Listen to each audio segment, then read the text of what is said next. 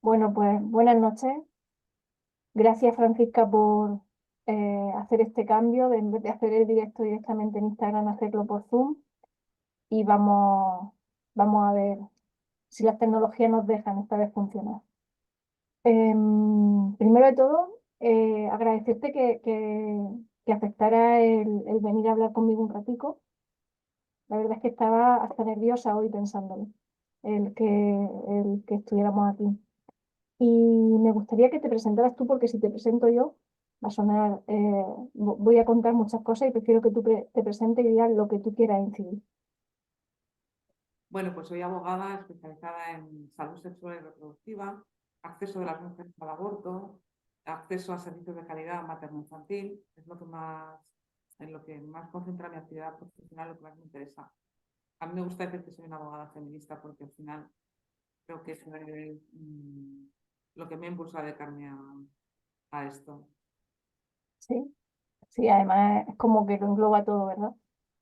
Exactamente. Y bueno, yo voy a aprovechar también para presentarme, puesto que además a raíz de comentar en historias que íbamos a hacer el directo, han llegado nuevas seguidoras. Y bueno, yo soy Isa, soy trabajadora social perinatal. Desde hace 3 años acompaño mujeres en su embarazo y posparto, buscando que cada una encuentre su forma de hacerlo, su proceso de una manera libre y personalizada, sin, sin las tensiones y las presiones que sufrimos muchas veces. Em, yo, Francisca, te leí por primera vez cuando estaba, no sé si antes del embarazo o durante mi primer embarazo.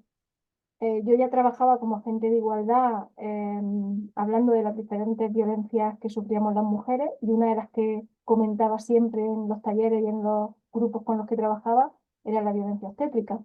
Entonces eh, ya me había encontrado con la web del Parto es Nuestro, de la que eres fundadora, y, y claro, ahí ya te había leído. Por lo tanto, ahí fue cuando empecé. Pero cuando empecé a leerte ya de otra manera fue durante mi primer embarazo, cuando empecé a buscar realmente qué es lo que quería para mí. Y es como que cambia el chip y miras de otra manera las cosas. Y desde hace tiempo tenía ganas de proponerte este directo, porque muchas veces, incluso con las mujeres que acompaño, porque por mucho que tú te prepares, por mucho que tú hagas, pongas en marcha todas tus herramientas, puede ser que sigas siendo víctima de violencia obstétrica porque es algo que está fuera de ti, no es algo que tú puedas controlar, es algo que viene de fuera. Es como cuando aprendes defensa personal, ¿verdad? Que por mucho que aprendas defensa personal, el que te ataque no está en tu mano. Entonces, algunas de las mujeres a las que he acompañado finalmente han sufrido alguna violencia obstétrica y a veces me preguntan dónde hacerlo, cómo reclamar, cuándo, cómo y hasta qué momento. Incluso yo misma hay cosas que no sé y por eso tenía muchas ganas de hacer esta conversación. Y para empezar te quería preguntar, ¿qué diferencia hay entre negligencia médica y violencia obstétrica? Una negligencia médica puede cometerse por error, por una falta de conocimientos, por una mala técnica, por un montón de razones. Pero en la violencia estética siempre hay un abuso de poder. Em, la violencia estética lo que refleja es las relaciones de poder entre hombres y entre médicos y profesionales y mujeres. Ujú, Puede manifestarse en no prestar información a las mujeres suficiente como para que ellas tomen decisiones, ocultarles las alternativas disponibles, no ofrecérselas, el engaño y la coacción directamente, ¿no? Por ejemplo, decir que hay que inducir el parto porque hay poco líquido amniótico, cuando la realidad es que se quiere inducir por razones de conveniencia de la agenda del médico. Siempre hay una pérdida de autonomía de las mujeres, una incapacidad para decidir su destino y protegerse así a sus hijos de resultados adversos. ujú. Lo que pasa es que hay algunos de estos ejemplos que comentas que a mí me resulta difícil entender cómo, porque pienso, en mi cabeza pienso, quizá ese profesional realmente piensa que hay un peligro en que haya poco líquido amniótico. Se puede dar que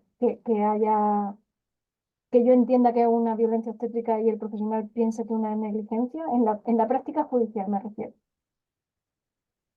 Bueno, por supuesto que puede haber casos en los que hay poco líquido amniótico, que sea verdad.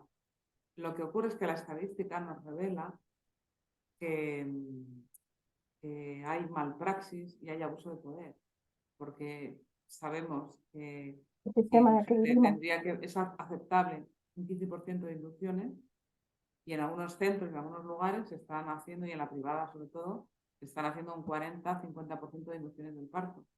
Entonces sabemos que lo que hay detrás de esas inducciones no es un problema de salud de las mujeres, sea falta de líquido amniótico, sea gestación cronológicamente prolongada, bebé grande, en fin, todo el montón de razones que se suele dar a las mujeres. Sabemos que un gran número de esas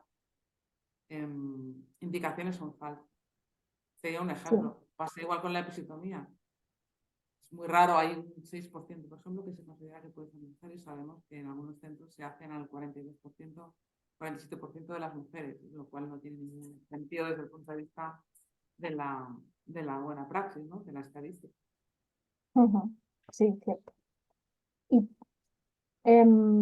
también una cosa que muchas veces me pasa con las mujeres que han sufrido violencia y que acompaño es que me dicen, bueno, es que ¿para qué? ¿Para qué voy a denunciar? ¿Para qué voy a reclamar? ¿Para qué voy a alzar la voz? Si esto ya me lo han hecho, esto ya no me lo quita nadie. ¿Qué les dirías tú a esas mujeres? Bueno, yo creo que eso tiene que ver con que a las mujeres lo que nos han recalcado toda la vida es que calladitas estamos mejor. Y eso está a un nivel muy profundo en nuestro inconsciente. Un varón que sufra, pues, que le dé a alguien simplemente con el coche, no te voy a decir que le pase lo que nos pasa a nosotras, que muchas quedan con incontinencia, con dolor en las relaciones sexuales por una episiotomía. A nadie se le ocurría pensar, pues eso, si tú le estás diciendo a un hombre que le han dado un golpe, hombre, pues pide un parte, ¿no? Llama al seguro que va a repararte el coche porque te han dado un golpe. Pues con nosotras, incluso nosotras mismas nos boicoteamos nuestros derechos y nuestra libertad, y somos capaces de decir, tener este tipo de discurso, ¿no? De víctima, de resignación, de no voy a hacer nada. Yo creo que no tiene ningún sentido. A un varón jamás se le ocurriría, pues esto, no reclamar, pues si un arquitecto le hace un proyecto malo y se te cae la casa, que a nadie se le ocurre no reclamar. Todo el mundo te diría, tu familia, tú misma, te diría, pues poner una denuncia. ¿Y con nosotras qué ocurre? ¿Por qué con cosas tan graves como nuestra salud somos capaces de callarnos, resignarnos y no demandar? No lo entiendo. Ujú. Sí. Y también creo que el que yo visibilice, demande, denuncie algo que me ha pasado también puede ayudar a que las mujeres en el futuro, esto pueda ir cambiando para que las mujeres en el futuro no lo sufran. Es también como una cuestión de sororidad bajo mi punto de vista. Claro, es inaceptable que estas cosas no tengan ninguna consecuencia, ¿no?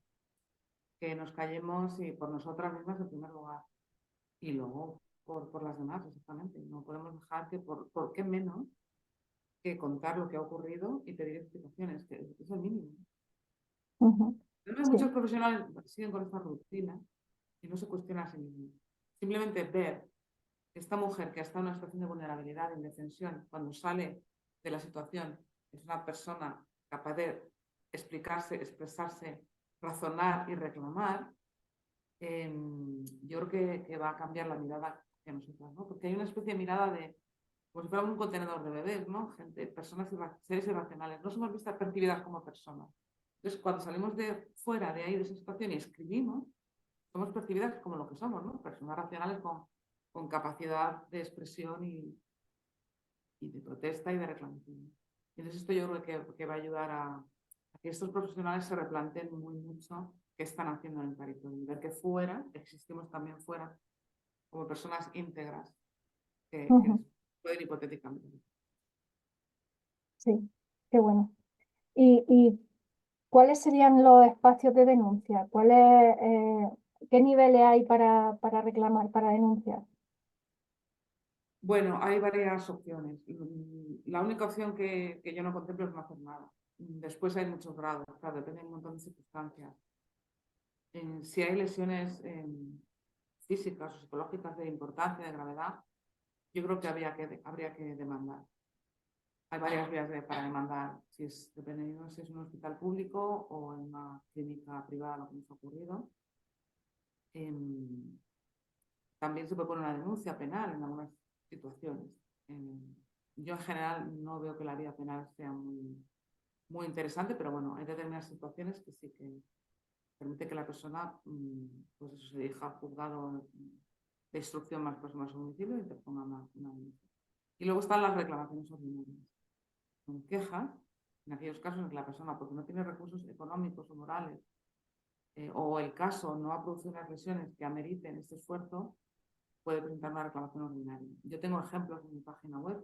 De hecho, hice un artículo para ayudar a las personas a decidir en qué situación estaban y cuál era el remedio más oportuno, que se llama reclamar, demandar o quejarse, explicando las diferencias entre una denuncia y una demanda. Y dentro de las quejas hay un amplio abanico de ellas. Por ejemplo, se puede uno quejar a la Dirección General de Seguros, que es el organismo encargado de vigilar la calidad, controlar la calidad de los servicios que prestan las aseguradoras privadas. Por ejemplo, yo soy asegurada de Adesla, de Sanitas, de cualquier aseguradora. Tengo este camino que muy poca gente utiliza. Hay también una vía para aquellos daños, por ejemplo, se han dejado en mi cuerpo un instrumento o bueno, heridas o situaciones que acaban curando porque me han generado un malestar durante una semana, 10 días, que no vas a contratar a un abogado, por ejemplo, para hacerlo. O puedes incluso pedir una mediación, ¿no? Formulando una reclamación de responsabilidad patrimonial si ha tenido lugar en un hospital público y pedir expresamente una mediación, una arbitraje.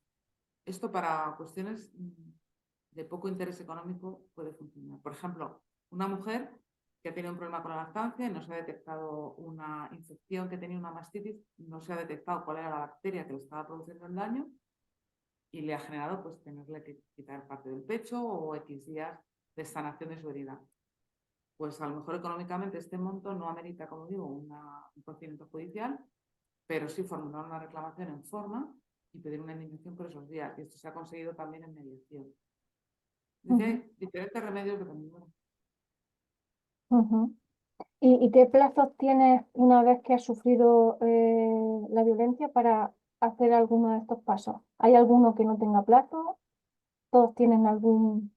Los plazos son muy importantes y es un problema porque muchas personas llegan demasiado tarde a buscar la reparación del daño. Los plazos dependen de varias circunstancias. Si has sido atendido en la pública, si tú habías contratado directamente al médico en la privada o si habías asistido al médico, acudido a este médico porque tienes un seguro de asistencia sanitaria. Varían bastante. Pueden ser de 1 año a 5 años. También si resides en Cataluña, los plazos de lo civil en Cataluña también varían. Y más importante que el plazo en sí es desde cuándo se cuenta. El plazo se cuenta no desde que ocurrió el evento lesivo, sino desde que la persona tiene un diagnóstico y un pronóstico. Pero esto es un terreno farragoso. Entonces yo recomiendo siempre a todo el mundo, para evitar problemas, que consulte con un profesional antes de que pase 1 año desde el evento lesivo, el parto, la episiotomía, en fin, sea cual sea el motivo por el cual esta mujer ha quedado con la lesión. No pasar nunca del año. Y además, el proceso de preparación de estas demandas es complicado. Hace falta un informe pericial que lleva tiempo. Entonces, bueno, siempre se puede intentar interrumpir la prescripción. Pero vamos, que lo más conveniente es, antes de que pase 1 año, consultar. No esperar incluso ni siquiera tener un diagnóstico certero, porque antes ya se puede empezar a hacer acciones para evitar que se te pase el plazo. Claro, también hablamos de mujeres que están en posparto, entonces, en posparto y en un posparto traumático. Entonces, Bueno, y tener por en cuenta... ejemplo, hay un proceso de negación constante de las lesiones. Prescripción física que encima no ya se te pasará con el tiempo. Mentira, si te han seccionado el esfínter anal, el tiempo no va a solucionar el problema. Entonces, estas mujeres muchas veces recorren consultas y consultas y se le va quitando importancia al asunto, ¿no? ¿O qué esperabas? Pues bueno, esto es del embarazo. En fin, están confundidas y les cuesta un montón comprender qué les ha ocurrido, por qué y intentar buscar ayuda. Sí, estos plazos creo que no tienen en cuenta esta situación especial, que no es como otra negligencia cualquiera sanitaria. Aquí entran en juego otras cosas, pero bueno, es lo que tiene cuando no hay una mirada feminista en todas partes, vamos. ¿Y qué está pasando judicialmente? Porque, claro, conocemos tus casos, los 3 casos que has llevado a las Naciones Unidas. Entonces sabemos lo que ha pasado ahí y sabemos que España no ha rectificado ni ha puesto las medidas que tenía que poner. Pero ¿qué está pasando en general con todos los casos en los diferentes sitios dentro de España? Depende mucho, tristemente, de si, por ejemplo, hay un niño lesionado o es la madre la lesionada. Hay, por ejemplo, una episiotomía, se infravalora el daño para la mujer. Pero bueno, depende del juez que te toque. Realmente no te puedo decir así en general. Te puedo decir que el sistema, lo que tú has comentado, ¿no? De forma estructural no entiende, hay mucha injusticia en el sentido que no se comprende ni se valora igual la prueba de las mujeres, no se entiende en qué consiste esto de la violencia obstétrica. Las garantías sobre el consentimiento informado en general con las mujeres son ignoradas respecto a lo que ocurre con el consentimiento informado de los hombres. En fin, el sistema es muy deficitario. Muy deficitario. Claro, claro. De hecho, fue por esas razones por las que al final tuviste que elevar los 3 casos cada vez más arriba hasta llegar a las Naciones Unidas. A mí me cuesta entender que las Naciones Unidas no penalice a España, es decir, por no ponerlo en marcha. Pero esto es que algo que yo no termino de entender. Lo hago desde mi lógica de cómo puede ser que las Naciones Unidas no castigue a España por no implementar bien las cosas a las que se compromete. Pero supongo Bueno, que sí. estamos en ello, ¿eh? Quiero decir, mira, hace unas semanas el Tribunal Supremo ha dictado una resolución en la que ahora sí, ahora dice que sí, que hay que cumplir los dictámenes de los comités de tratado. No lo entiendo, porque hacía unos meses había dicho que no. Bueno, es que la situación de la justicia en España, de verdad, es desastrosa, desastrosa. Pero bueno, lo ultimito, como dicen en mi pueblo, es que resulta que ahora sí que hay que cumplir. Bueno, seguimos trabajando en ello, ¿eh? Esto no es el final de la historia para nada, ¿no?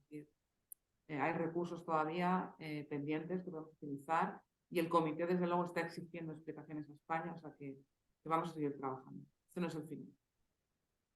Te agradezco que sigas trabajando. Me parece importante para todas las mujeres, incluso para las mujeres que no quieren ser madres. Me parece que si cambiamos esto, se consigue un cambio en esto, se va a conseguir mucho en esa mirada sanitaria a las mujeres en general. Y también hay mujeres que cuando llegan hasta mí y empezamos a hablar de cómo trabajo y tal, hay veces que me plantean, bueno, yo lo que quiero es evitar la violencia obstétrica. ¿Tú qué le recomendarías a esas mujeres que están buscando cómo evitar la violencia obstétrica? Bueno, es complicado. Nosotras sabes que soy socia fundadora junto con otras 20 mujeres del Parto es Nuestro. Ahora ya no estoy en la asociación, pero durante muchísimos años nosotros nos dedicamos a elaborar y pensar estrategias para protegernos, obviamente. Y bueno, llegamos a algunas conclusiones. A ver, la forma más fácil en la que el sistema te pone en una situación delicada, una de ellas, yo diría que la más importante, es el tema de la inducción. Se ha ido restringiendo cada vez más el tiempo que se considera normal para una gestación. Y hay tantos engaños, tantas falsedades, eh, tantos tópicos en la atención obstétrica que yo creo que la primera medida de una mujer es enterarse, conocer cuáles son las buenas y las malas. Hay, por suerte, hay un montón de manuales, de libros estupendos que explican todo esto. Sobre la inducción, bueno, hasta ahora se consideraba que un embarazo era cronológicamente prolongado a partir de la semana 42. Ahora ya están hablando de la 41 y el otro día Sego dijo una barbaridad, que era la 39, pero bueno, pero ¿qué es esto? O sea, no van a dejar a los pobres, esta prisa, esta ansiedad, no van a dejar a los pobres tíos ni siquiera que estén gestando el tiempo que necesitan para desarrollarse. Y entonces se inventan siempre excusas, ya digo, una muy clásica es poco líquido amniótico, bebé demasiado grande. Les dicen a las mujeres un montón de excusas que sabemos que no son ciertas en un número importante de casos para inducir los partos. ¿Por qué? Pues para acomodarlos a la agenda del hospital, que en la pública se hace también, o de la agenda del médico en la privada. No sé si conoces un estudio de Adela Recio Alcaide, que se titula Nacer en horario laboral, que demuestra que cada día menos niños nacen fuera de ese horario. Es lo que te decía antes, la estadística revela todo lo que hay detrás, los intereses que hay detrás de la práctica obstétrica. Entonces, saber, por ejemplo, en mujeres primíparas, que son las más vulnerables, que tienen más miedo, conocen menos cosas, tienen menos recursos aún para protegerse. Saber que la media de término del embarazo es la 41, no es la 40 siquiera, eso es una gran mentira. Es la 41, entonces que estén tranquilas y no se planteen ni se sientan presionados por la familia ni por el entorno pensando que a la semana 40 ya están como a punto de, no sé, de estallar, como si fuera una bomba de relojería. No, no, no, no, para nada. Lo más probable es que no den a luz pasada la semana 40. Después, ante cualquier propuesta de inducción, yo creo recomendable pedir una segunda opinión para asegurarnos de que es una indicación legítima, que la puede haber una indicación Claro. legítima, pero como hay tantas que no lo son, pues yo creo que es muy buena idea consultar con otros especialistas. Nunca decir que una mujer ha decidido no inducirse el parto, que me parece algo muy legítimo, porque la inducción del parto muchas veces acaba como el rosario de la aurora y no se les explica esto a las mujeres, se les plantea como una cosa de coser y cantar, pues si han decidido no inducirse, pues que estén tranquilas, es una acción legítima. Y si aceptan la inducción del parto, antes de la inducción hay otros métodos naturales, por ejemplo, relaciones sexuales, INAR, y sobre todo la maniobra de Hamilton. La maniobra de Hamilton es una maniobra sencilla de la que se abusa. El problema no es la maniobra en sí, porque si te libras de una inducción puede estar muy bien. El problema es que se hace a las mujeres las últimas consultas del embarazo sin que ellas lo sepan. Pero mejor que una inducción con oxitocina, con prostaglinas, farmacológica del parto, pues antes de someterse a eso, más vale un despegamiento de membrana. Entonces, quiero decir, que ellas vean todas las alternativas que hay antes de someterse a una inducción del parto. Y lo que quería decir antes, si tú has decidido no someterte a una inducción del parto, no lo digas. Bueno, no digas nada. Si vas a parir en casa, no lo digas. Si rechazas una inducción, no lo cuentes, porque el silencio es lo que más nos puede proteger. Si te proponen una inducción y dices, pues sí, pero me voy a ir a Guadalajara, que vive mi suegra, o que vive mi madre, o me voy a ir a la clínica privada Ruber, donde ha parido la infanta, y me voy a inducir. Y ya está. Y dices esto para tener un margen de libertad, porque es que ahora la última moda de la obstetricia moderna encima es perseguirnos, acosar a las mujeres que se niegan en el legítimo ejercicio de sus derechos que permite la ley, perseguirlas judicialmente. Esto ya es la última vuelta de tuerca de la obstetricia moderna. Entonces, ¿qué tenemos que hacer? Protegernos frente a este tipo de abusos. Esto es un buen comienzo para protegerse. Informarse, conocer segundas opiniones y sobre todo tener un compromiso con una misma. Pensar que una misma es alguien muy importante, que tienes perfecto derecho a preguntar, indagar, negarte, buscar.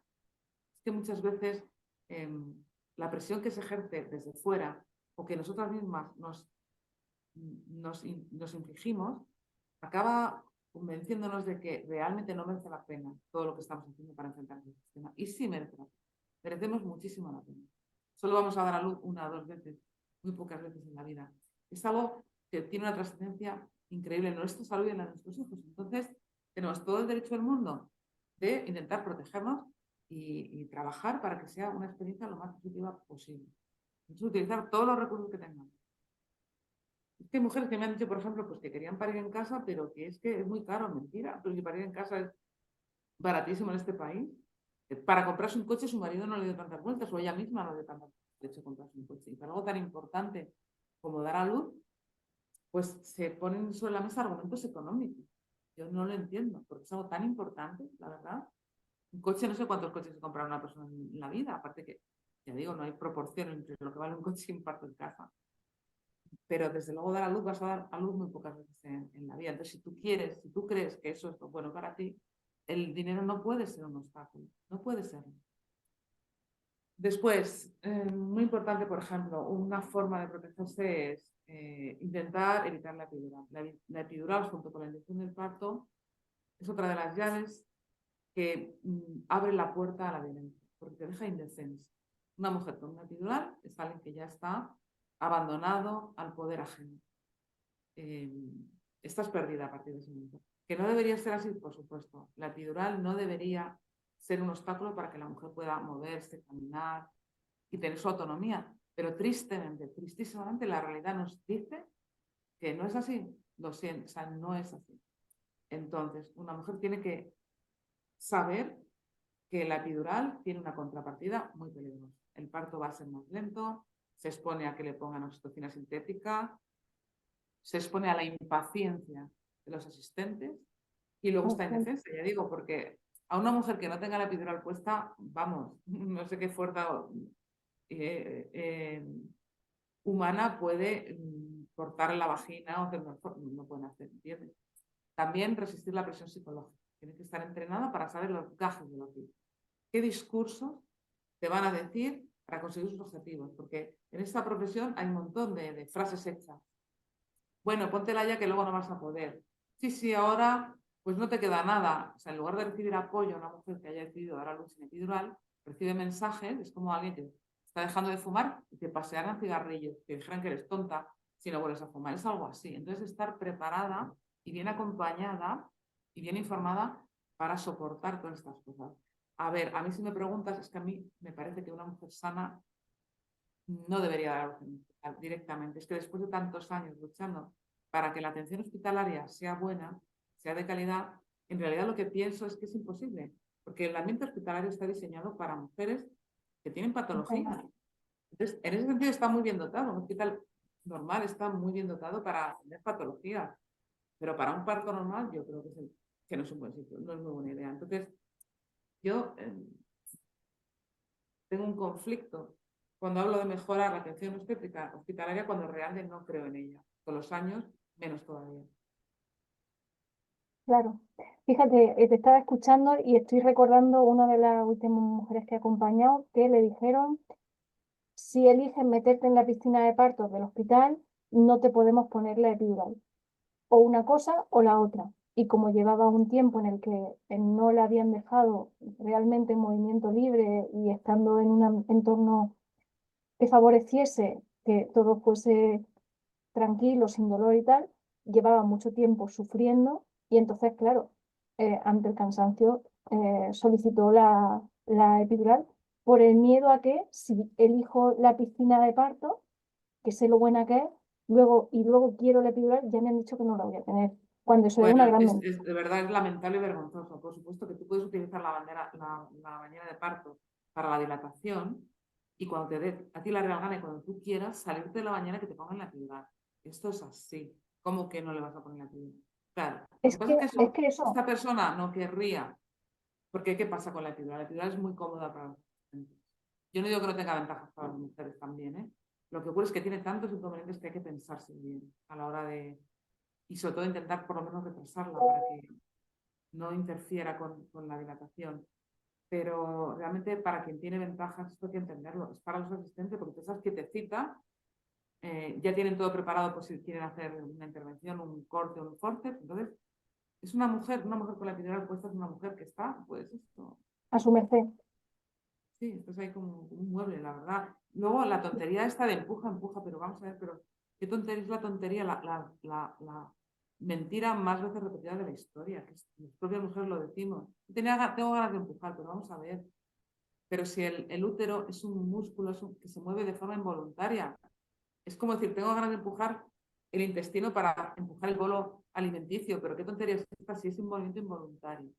Lo único que puedes hacer es dejarte llevar, que es lo que muchas mujeres imaginan que es empujar, que el útero se va a mover sí o sí con la concurrencia de tu voluntad o sin ella, o interferirlo, o hacer esto, lo que llaman empujar, como sabes, no es llenar los pulmones de aire y contraer. Eso es lo que llaman empujar, lo que se tiene que es empujar y es fatal porque priva al bebé de oxígeno, ¿sabes?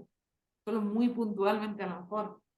Final del expulsivo, bueno, al llenarse de aire el pulmón, pues quieras que no, reduce el espacio intraabdominal y a lo mejor un poco baja el útero, pero eso no es el movimiento de las contracciones que son las que realmente empujan hacia afuera. No sé si me he explicado. Sí, sí, Entonces yo sí. me indigno cuando digo estas cosas, pero mujer, criatura, ¿cómo vas a empujar? ¿Y cómo alguien te dice que empujes y encima con la epidural, que no notas nada? ¿Qué tontería es esta?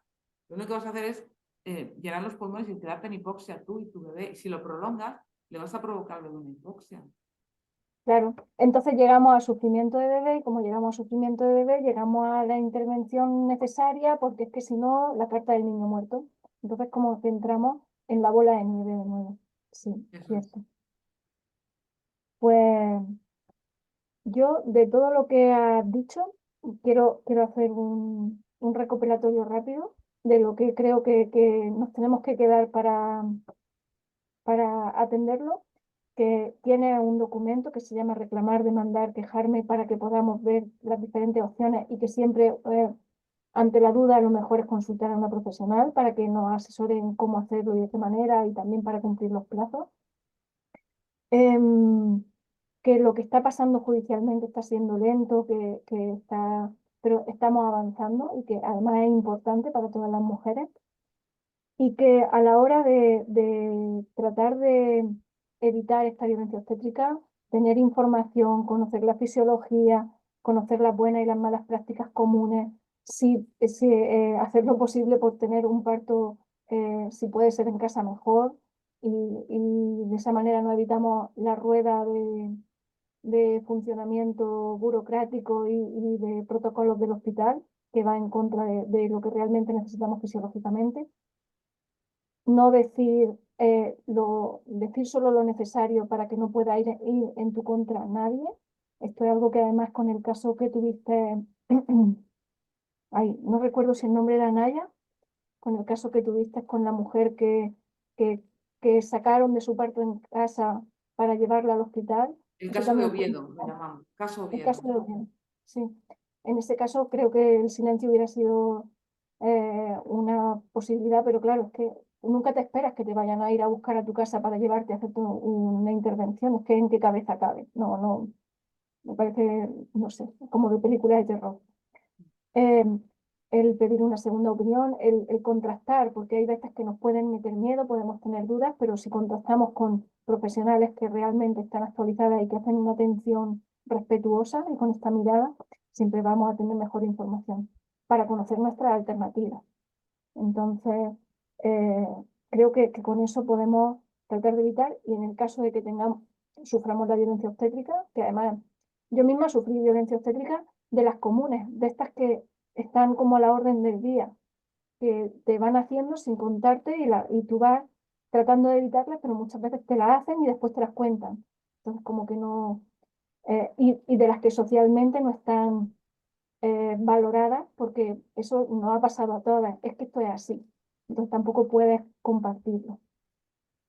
Así que yo creo que con este directo, para quienes hayamos pasado por esto o para quienes están en proceso de embarazo, les puede servir mucho y te lo agradezco un montón, Francisca. Te agradezco la paciencia con todos los ajustes que hemos tenido al final. Quería comentar algo, que otra de las bestias negras que tengo es la maniobra de Christeller. Por favor, negaos. No, maniobra de Christeller no. Si es necesario que lo den a cabeza de hay otros métodos más seguros. Y si alguien dice que quiere hacerlo, que se propone hacerlo, que lo escriba en la historia clínica. Verás cómo deja de hacerlo. Nunca lo escriben en la historia clínica. Pero el problema es que Se pueden grabar los partos, grabad todo lo que ocurra con la excusa del nacimiento del bebé, que se grabe todo. Y si alguien quiere hacer una maniobra de Christeller, a mí está dispuesto a que se grabe. Verás cómo ya no se hace la maniobra. Es que el mujeres problema las es que han roto las se nos costillas, suben están encima. lesionados el suelo pélvico, niños que han salido reventados. Por favor, es terrorífico. Placentas reventadas y que luego han tenido que sacarlas a trozos. El problema es que no nos lo dicen, lo hacen, porque no nos van a preguntar, oye, ¿te puedo? El problema es que conmigo misma se suben encima. Y entonces cuando está encima, que yo sabía lo que me estaban haciendo y le quería quitar de encima, pero no podía respirar. Tuvo que ser mi marido el que dijo, quita, que se apartara, el que tuvo que pronunciar de otra manera, porque tampoco puedes enfrentarte muy abiertamente, o sí se puede, no lo sé. Pero en ese momento lo que pudimos hacer fue que yo no podía respirar, sí que estaba diciendo que no con gestos. Mi marido fue el que le dijo al ginecólogo, no, no, es que no le estás dejando respirar, apártate. Y entonces fue cuando se quitó. Ese es el tema, se nos suben encima. Es una gran bestia negra, sí. No, no, es que me remueve las tripas. Ya. el rodillo. Y el gran peligro que corremos, ahora mismo también hay una mujer a la que estoy acompañando que es de Colombia, y es que también ahí está súper normalizado el cristeo y a ella tuvo secuelas físicas importantes con su primer parto, que ahora mismo, claro, está tratando de tener un segundo parto amable en base a precisamente este trauma. Pero sí, importante también eso. Bueno, lo dicho, muchas gracias, Francisca. Espero que consiga avanzar con los casos que lleva adelante y que eso nos traiga más seguridad en nuestros derechos, que los derechos ya los tenemos, pero que consigamos que sean efectivos de verdad. Pues gracias a ti, Isa, por este programa y por todo el trabajo que haces. Bueno, un abrazo. Un abrazo, hasta luego.